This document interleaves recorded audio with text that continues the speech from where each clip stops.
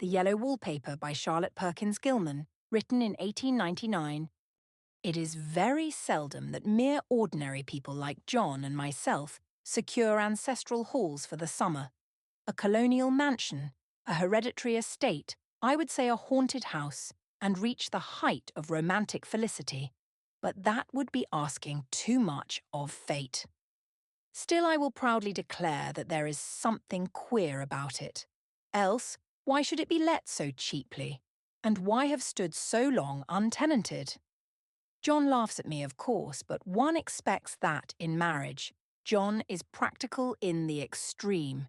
He has no patience with faith, an intense horror of superstition, and he scoffs openly at any talk of things not to be felt and seen and put down in figures. John is a physician, and perhaps, I would not say it to a living soul, of course, but this is dead paper and a great relief to my mind, perhaps that is one reason I do not get well faster. You see, he does not believe I am sick. And what can one do?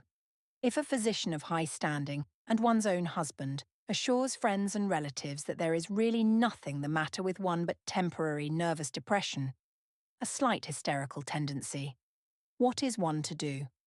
My brother is also a physician, and also of high standing, and he says the same thing. So I take phosphates or phosphites, whichever it is, and tonics, and journeys, and air and exercise, and am absolutely forbidden to work, until I am well again. Personally, I disagree with their ideas. Personally, I believe that congenial work, with excitement and change, would do me good. But what is one to do?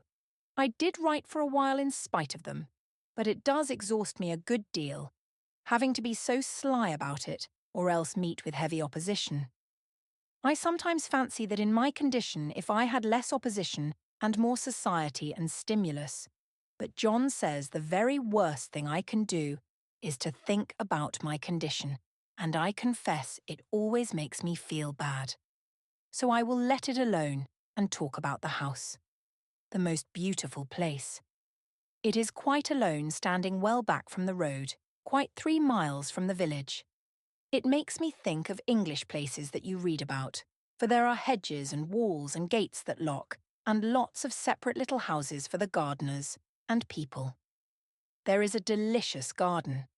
I never saw such a garden, large and shady, full of box-bordered paths, and lined with long grape-covered arbours with seats under them.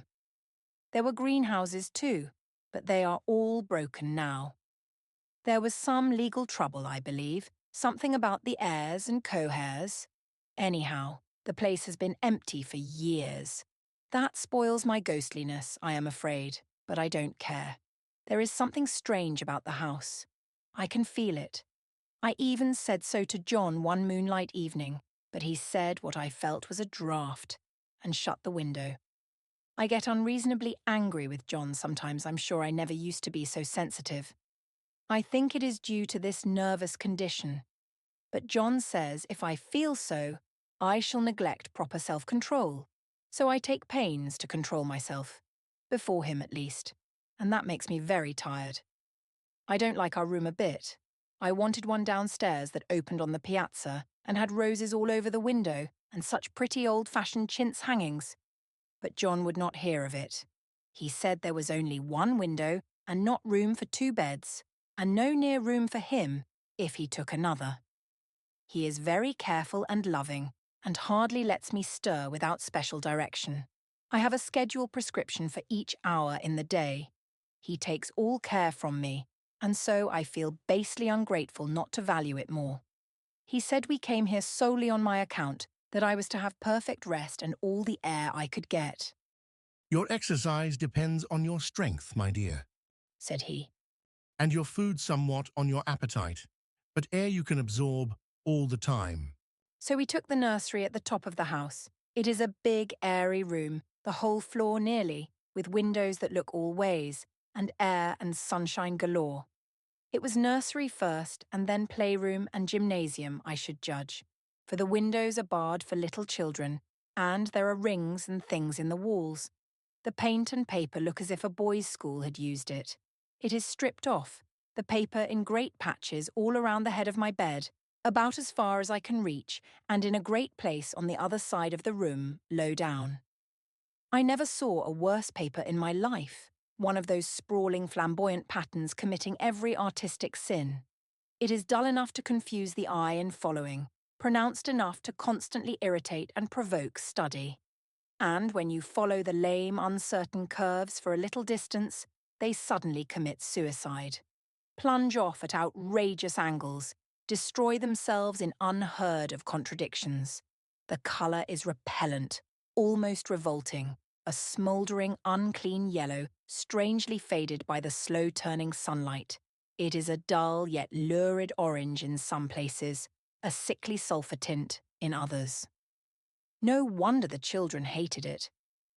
I should hate it myself if I had to live in this room long. There comes John, and I must put this away. He hates to have me write a word. We have been here 2 weeks, and I haven't felt like writing before, since that first day. I am sitting by the window now up in this atrocious nursery, and there is nothing to hinder my writing as much as I please, save lack of strength. John is away all day, and even some nights when his cases are serious. I am glad my case is not serious, but these nervous troubles are dreadfully depressing. John does not know how much I really suffer. He knows there is no reason to suffer, and that satisfies him. Of course it is only nervousness. It does weigh on me, so not to do my duty in any way. I meant to be such a help to John, such a real rest and comfort, and here I am, a comparative burden already. Nobody would believe what an effort it is to do what little I am able, to dress and entertain and order things. It is fortunate Mary is so good with the baby. Such a dear baby. And yet I cannot be with him. It makes me so nervous. I suppose John never was nervous in his life. He laughs at me so about this wallpaper. At first he meant to repaper the room, but afterwards he said that I was letting it get the better of me, and that nothing was worse for a nervous patient than to give way to such fancies. He said that after the wallpaper was changed it would be the heavy bedstead, and then the barred windows, and then that gate at the head of the stairs, and so on. You know the place is doing you good. He said. And really, dear, I don't care to renovate the house just for a 3 months rental. Then do let us go downstairs, I said. There are such pretty rooms there. Then he took me in his arms and called me a blessed little goose, and said he would go down to the cellar if I wished, and have it whitewashed into the bargain. But he is right enough about the beds and windows and things. It is an airy and comfortable room, as anyone need wish. And, of course, I would not be so silly as to make him uncomfortable just for a whim. I'm really getting quite fond of the big room, all but that horrid paper. Out of one window I can see the garden, those mysterious deep-shaded arbours, the riotous old-fashioned flowers and bushes and gnarly trees. Out of another I get a lovely view of the bay and a little private wharf belonging to the estate. There is a beautiful shaded lane that runs down there from the house. I always fancy I see people walking in these numerous paths and arbours, but John has cautioned me not to give way to fancy in the least. He says that with my imaginative power and habit of story-making, a nervous weakness like mine is sure to lead to all manner of excited fancies, and that I ought to use my will and good sense to check the tendency. So I try. I think sometimes that if I were only well enough to write a little, it would relieve the press of ideas and rest me. But I find I get pretty tired when I try. It is so discouraging not to have any advice and companionship about my work. When I get really well, John says we will ask Cousin Henry and Julia down for a long visit. But he says he would as soon put fireworks in my pillowcase as to let me have those stimulating people about now. I wish I could get well faster. But I must not think about that. This paper looks to me as if it knew what a vicious influence it had. There is a recurrent spot where the pattern lolls like a broken neck and 2 bulbous eyes stare at you upside down. I get positively angry with the impertinence of it and the everlastingness. Up and down and sideways they crawl, and those absurd, unblinking eyes are everywhere. There is one place where two breaths didn't match, and the eyes go all up and down the line, one a little higher than the other. I never saw so much expression in an inanimate thing before, and we all know how much expression they have. I used to lie awake as a child and get more entertainment and terror out of blank walls and plain furniture than most children could find in a toy store. I remember what a kindly wink the knobs of our big old bureau used to have, and there was one chair that always seemed like a strong friend. I used to feel that if any of the other things looked too fierce, I could always hop into that chair and be safe. The furniture in this room is no worse than inharmonious, however, for we had to bring it all from downstairs. I suppose when this was used as a playroom, they had to take the nursery things out, and no wonder. I never saw such ravages as the children have made here. The wallpaper, as I said before, is torn off in spots, and it sticketh closer than a brother. They must have had perseverance as well as hatred. Then the floor is scratched and gouged and splintered. The plaster itself is dug out here and there, and this great heavy bed, which is all we found in the room, looks as if it had been through the wars. But I don't mind it a bit. Only the paper. There comes John's sister. Such a dear girl as she is, and so careful of me. I must not let her find me writing. She is a perfect and enthusiastic housekeeper, and hopes for no better profession. I verily believe she thinks it is the writing which made me sick. But I can write when she is out, and see her a long way off from these windows. There is one that commands the road, a lovely shaded winding road, and one that just looks off over the country. A lovely country too, full of great elms and velvet meadows. This wallpaper has a kind of sub-pattern in a different shade, a particularly irritating one, for you can only see it in certain lights, and not clearly then. But in the places where it isn't faded and where the sun is just so, I can see a strange, provoking, formless sort of figure that seems to skulk about behind that silly and conspicuous front design. There's Sister on the stairs. Well, the 4th of July is over. The people are all gone and I am tired out. John thought it might do me good to see a little company, so we just had Mother and Nellie and the children down for a week. Of course I didn't do a thing. Jenny sees to everything now, but it tired me all the same. John says if I don't pick up faster, he shall send me to Weir Mitchell in the fall. But I don't want to go there at all. I had a friend who was in his hands once, and she says he is just like John and my brother, only more so. Besides, it is such an undertaking to go so far. I don't feel as if it was worthwhile to turn my hand over for anything, and I'm getting dreadfully fretful and querulous. I cry at nothing, and cry most of the time. Of course I don't when John is here, or anybody else, but when I am alone. And I am alone a good deal just now. John is kept in town very often by serious cases, and Jenny is good, and lets me alone when I want her to. So I walk a little in the garden or down that lovely lane, sit on the porch under the roses and lie down up here a good deal. I'm getting really fond of the room in spite of the wallpaper. Perhaps because of the wallpaper. It dwells in my mind so. I lie here on this great immovable bed. It is nailed down, I believe, and follow that pattern about by the hour. It is as good as gymnastics, I assure you. I start, we'll say, at the bottom, down in the corner over there where it has not been touched, and I determine for the 1000th time that I will follow that pointless pattern to some sort of a conclusion. I know a little of the principle of design, and I know this thing was not arranged on any laws of radiation, or alternation, or repetition, or symmetry, or anything else that I ever heard of. It is repeated, of course, by the breadths, but not otherwise. Looked at in one way, each breadth stands alone, the bloated curves and flourishes, a kind of debased Romanesque with delirium tremens, go waddling up and down in isolated columns of fatuity. But, on the other hand, they connect diagonally, and the sprawling outlines run off in great slanting waves of optic horror, like a lot of wallowing seaweeds in full chase. The whole thing goes horizontally too, at least it seems so, and I exhaust myself in trying to distinguish the order of its going in that direction. They have used a horizontal breadth for a frieze, and that adds wonderfully to the confusion. There is one end of the room where it is almost intact, and there, when the cross-lights fade and the low sun shines directly upon it, I can almost fancy radiation after all. The interminable grotesques seem to form around a common centre and rush off in headlong plunges of equal distraction. It makes me tired to follow it. I will take a nap, I guess. I don't know why I should write this. I don't want to. I don't feel able. And I know John would think it absurd. But I must say what I feel and think in some way. It is such a relief.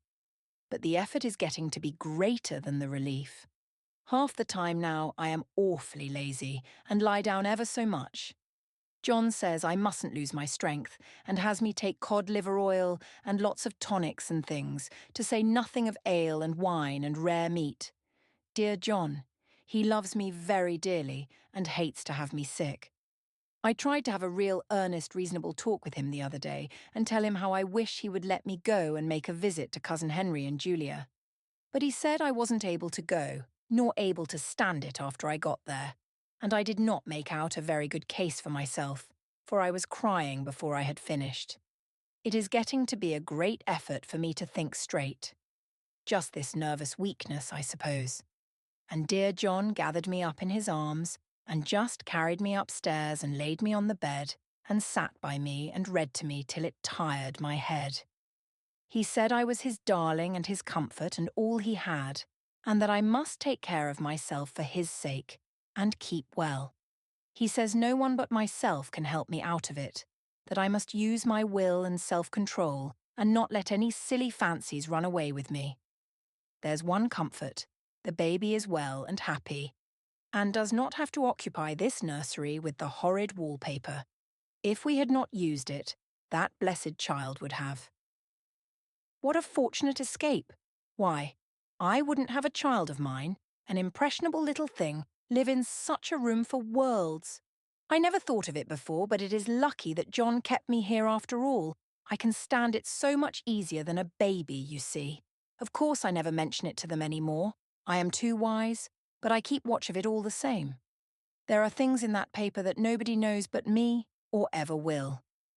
Behind that outside pattern, the dim shapes get clearer every day. It is always the same shape, only very numerous. And it is like a woman stooping down and creeping about behind that pattern. I don't like it a bit. I begin to think, I wish John would take me away from here. He is so wise, and because he loves me so. But I tried it last night. It was moonlight. The moon shines in all around just as the sun does. I hate to see it sometimes. It creeps so slowly and always comes in by one window or another. John was asleep and I hated to waken him, so I kept still and watched the moonlight on that undulating wallpaper till I felt creepy. The faint figure behind seemed to shake the pattern, just as if she wanted to get out. I got up softly and went to feel and see if the paper did move, and when I came back, John was awake. "What is it, little girl?" He said. "Don't go walking about like that. You'll get cold." I thought it was a good time to talk, so I told him that I really was not gaining here, and that I wished he would take me away. "Why, darling?" Said he. "Our lease will be up in 3 weeks, and I can't see how to leave before. The repairs are not done at home, and I cannot possibly leave town just now. Of course, if you were in any danger, I could and would. But you really are better, dear, whether you can see it or not. I am a doctor, dear, and I know. You are gaining flesh and color. Your appetite is better. I feel really much easier about you." I don't weigh a bit more, said I, nor as much, and my appetite may be better in the evening when you are here, but it is worse in the morning when you are away, "Bless her little heart. said he with a big hug. She shall be as sick as she pleases. But now let's improve the shining hours by going to sleep and talk about it in the morning." And you won't go away? I asked gloomily. "Why, how can I, dear? It is only 3 weeks more, and then we will take a nice little trip of a few days while Jenny is getting the house ready. Really, dear, you are better."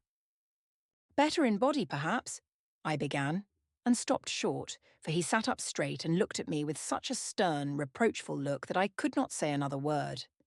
My darling, Said he. I beg of you, for my sake and for our child's sake, as well as for your own, that you will never, for one instant, let that idea enter your mind. There is nothing so dangerous, so fascinating, to a temperament like yours. It is a false and foolish fancy. Can you not trust me as a physician when I tell you so? So of course I said no more on that score, and we went to sleep before long. He thought I was asleep first, but I wasn't, and lay there for hours trying to decide whether that front pattern and the back pattern really did move together or separately. On a pattern like this, by daylight, there is a lack of sequence, a defiance of law, that is a constant irritant to a normal mind. The colour is hideous enough and unreliable enough and infuriating enough, but the pattern is torturing. You think you have mastered it, but just as you get well underway and following, it turns a back somersault, and there you are. It slaps you in the face, knocks you down, and tramples upon you. It is like a bad dream. The outside pattern is a florid arabesque, reminding one of a fungus. If you can imagine a toadstool in joints, an interminable string of toadstools, budding and sprouting in endless convolutions, why, that is something like it. That is sometimes. There is one marked peculiarity about this paper, a thing nobody seems to notice but myself, and that is that it changes as the light changes. When the sun shoots in through the east window, I always watch for that first long, straight ray. It changes so quickly that I never can quite believe it. That is why I watch it always. By moonlight. The moon shines in all night when there is a moon.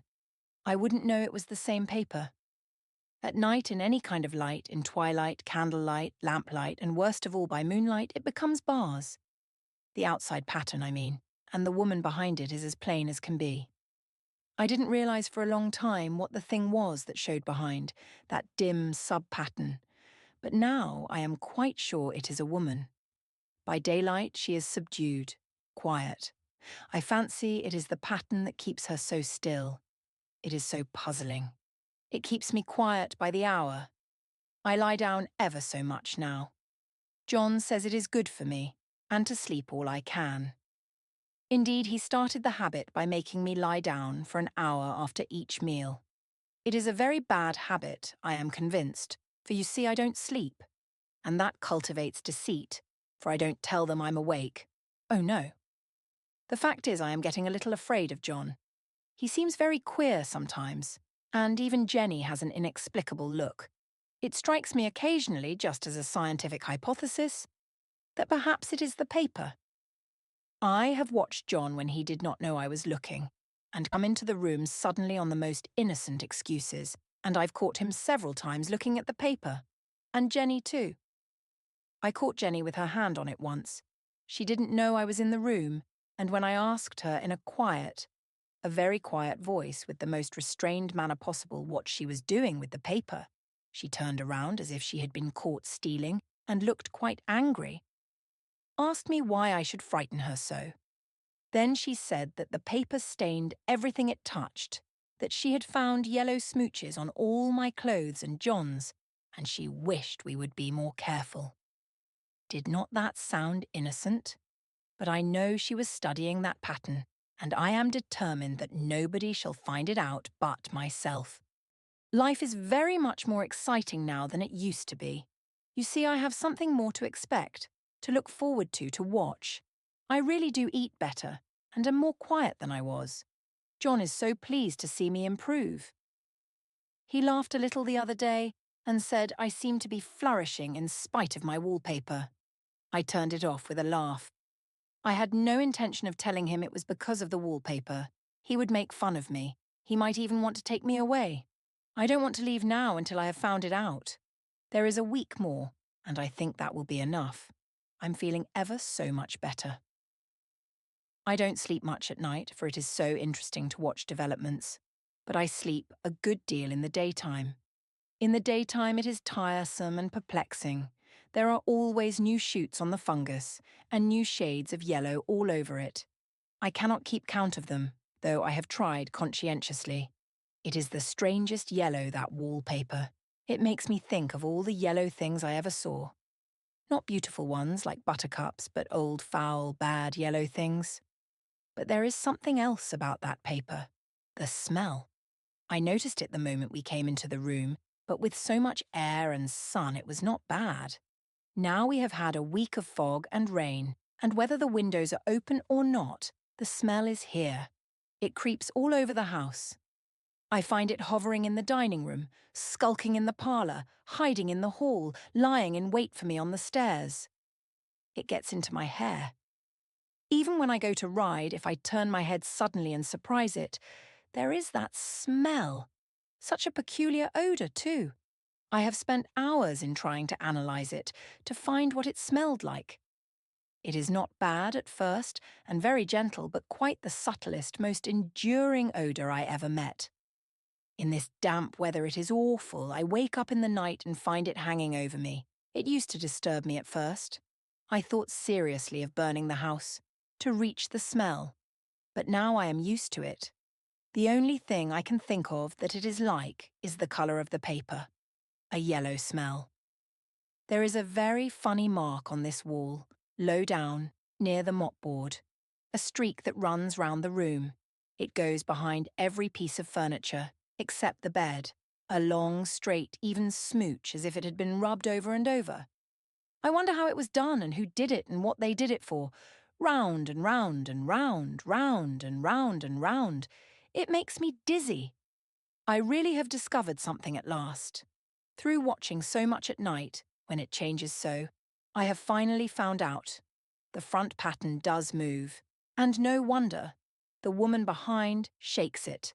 Sometimes I think there are a great many women behind, and sometimes only one, and she crawls around fast and her crawling shakes it all over. Then, in the very bright spots, she keeps still, and in the very shady spots she just takes hold of the bars and shakes them hard. And she is all the time trying to climb through. But nobody could climb through that pattern, it strangles so.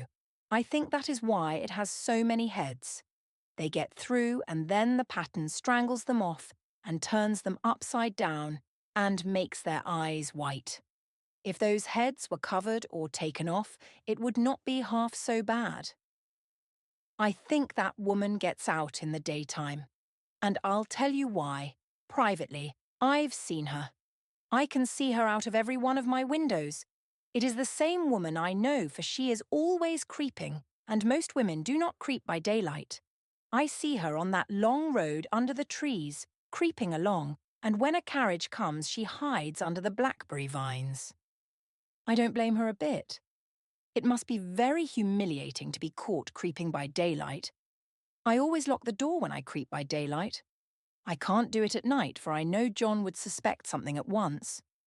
And John is so queer now that I don't want to irritate him. I wish he would take another room. Besides, I don't want anybody to get that woman out at night but myself. I often wonder if I could see her out of all the windows at once. But turn as fast as I can only see out of one at one time. And though I always see her, she may be able to creep faster than I can turn. I have watched her sometimes away off in the open country, creeping as fast as a cloud shadow in a high wind. If only that top pattern could be gotten off from the under one. I mean to try it, little by little. I have found out another funny thing, but I shan't tell it this time. It does not do to trust people too much. There are only 2 more days to get this paper off, and I believe John is beginning to notice. I don't like the look in his eyes. And I heard him ask Jenny a lot of professional questions about me. She had a very good report to give. She said I slept a good deal in the daytime. John knows I don't sleep very well at night, for all I'm so quiet.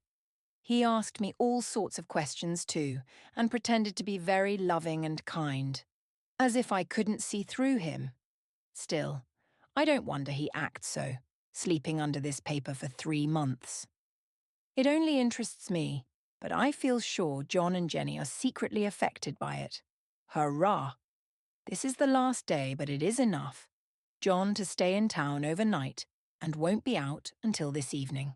Jenny wanted to sleep with me, the sly thing, but I told her I should undoubtedly rest better for a night all alone. That was clever, for really I wasn't alone a bit. As soon as it was moonlight and that poor thing began to crawl and shake the pattern, I got up and ran to help her. I pulled and she shook, I shook and she pulled, and before morning we had peeled off yards of that paper, a strip about as high as my head and half around the room.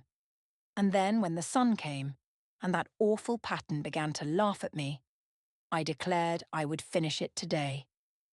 We go away tomorrow, and they are moving all my furniture down again to leave things as they were before. Jenny looked at the wall in amazement, but I told her merrily that I did it out of pure spite at the vicious thing. She laughed and said she wouldn't mind doing it herself, but I must not get tired. How she betrayed herself that time. But I am here, and no person touches this paper but me. Not alive. She tried to get me out of the room, it was too patent. But I said it was so quiet and empty and clean now that I believed I would lie down again and sleep all I could, and not to wake me even for dinner. I would call when I woke. So now she is gone, and the servants are gone, and the things are gone, and there is nothing left but that great bedstead nailed down, with the canvas mattress we found on it. We shall sleep downstairs tonight and take the boat home tomorrow. I quite enjoy the room now it is bare again. How those children did tear about here. This bedstead is fairly gnawed, but I must get to work. I have locked the door and thrown the key down into the front path. I don't want to go out, and I don't want to have anybody come in till John comes. I want to astonish him. I've got a rope up here that even Jenny did not find. If that woman does get out and tries to get away, I can tie her. But I forgot I could not reach far without anything to stand on. This bed will not move. I tried to lift and push it until I was lame. And then I got so angry I bit off a little piece at one corner, but it hurt my teeth. Then I peeled off all the paper I could reach standing on the floor. It sticks horribly and the pattern just enjoys it. All those strangled heads and bulbous eyes and waddling fungus growths just shriek with derision. I am getting angry enough to do something desperate. To jump out of the window would be admirable exercise, but the bars are too strong even to try. Besides, I wouldn't do it. Of course not. I know well enough that a step like that is improper and might be misconstrued. I don't like to look out of the windows, even. There are so many of those creeping women, and they creep so fast. I wonder if they all come out of that wallpaper as I did. But I am securely fastened now by my well-hidden rope. You don't get me out in the road there. I suppose I shall have to get back behind the pattern when it comes night, and that is hard.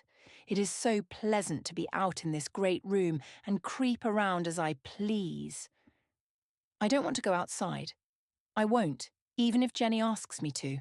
For outside you have to creep on the ground, and everything is green instead of yellow. But here I can creep smoothly on the floor, and my shoulder just fits in that long smooch around the wall, so I cannot lose my way.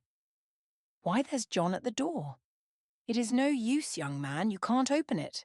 How he does call and pound. Now he's crying for an axe. It would be a shame to break down that beautiful door. John, dear, said I in the gentlest voice, the key is down by the front steps, under a plantain leaf. That silenced him for a few moments. Then he said, very quietly indeed, Open the door, my darling. I can't, said I. The key is down by the front door under a plantain leaf. And then I said it again, several times, very gently and slowly, and said it so often that he had to go and see, and he got it, of course, and came in. He stopped short by the door. What is the matter? He cried. For God's sake, what are you doing? I kept on creeping just the same, but I looked at him over my shoulder. I've got out at last, said I, in spite of you and Jane, and I've pulled off most of the paper so you can't put me back. Now why should that man have fainted?